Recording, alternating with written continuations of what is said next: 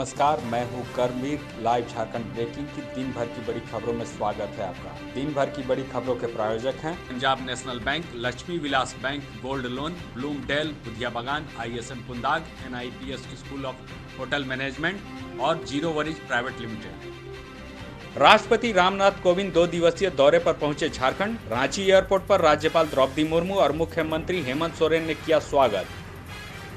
राष्ट्रपति रामनाथ कोविंद ने रांची स्थित केंद्रीय विश्वविद्यालय दीक्षांत समारोह में लिया हिस्सा। 73 विद्यार्थियों को प्रदान किया गोल्ड मेडल। राष्ट्रपति रामनाथ कोविंद कल पहुंचेंगे देवघर। प्रशासनिक तैयारियां पूरी, किया गया कारकट रिहर्सल। झारखंड विधानसभा का बजट सत्र शुरू। 1200 करोड़ रुपए का अनुपूरक बजट किया गया पेश। बाबूलाल मरांडी को नहीं मिला नेता प्रतिपक्ष का दर्जा। भाजपा विधायकों ने किया सदन में हंगामा। मुख्यमंत्री हेमंत सोरेन ने कहा, राजनीतिक रूप से भाजपा हो गई है दिवालिया। कांग्रेस में शामिल विधायक प्रदीप यादव और बंधु तिर्की को विधानसभा अध्यक्ष ने अभी तक माना JVM का खेमा। विधानसभा में बाबूलाल मरांडी, प्रदीप यादव और बंधु तिर्की के सीटिंग अरेंजमेंट पर अभी भी संशय बरकरार। विधानसभा अध्यक्ष लेंगे निर्णय।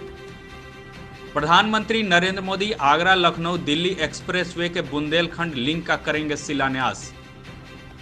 गृह मंत्री अमित शाह की अध्यक्षता में ईस्टर्न जोनल काउंसिल की बैठक शुरू। बंगाल, बिहार और उड़ीसा के मुख्यमंत्री ले रहे हैं हिस्सा। झारखंड का प्रतिनिधित्व कर रहे हैं राज्य के वित्त मंत्री।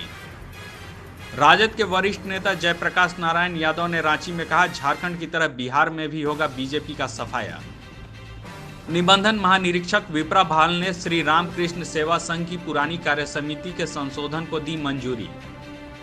विवेकानंद विद्या मंदिर के पुराने संचालन समिति के मान्यता मिलने से अब सचिव अभय मिश्रा और अध्यक्ष काशीनाथ मुखर्जी समेत अन्य को छोड़ना होगा पद। CPI नेता कन्हैया कुमार ने गृह मंत्री अमित शाह पर साधा निशाना। कहा, खुद हैं आरोपी, हम पर लगा रहे हैं आरोप।